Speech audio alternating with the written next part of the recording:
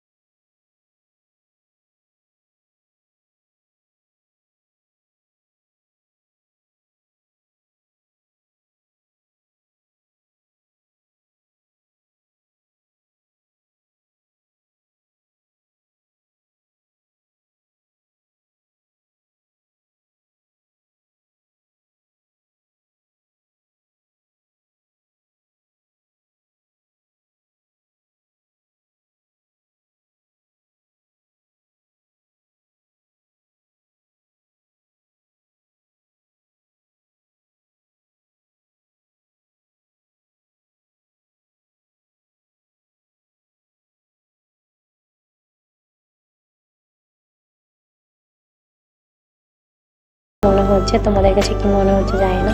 তো আজকের ভিডিও এখানেই শেষ করছি। তোমরা যারা এখনো আমার চ্যানেলটি সাবস্ক্রাইব করো নাই এখনই সাবস্ক্রাইব করে দাও। টাটা।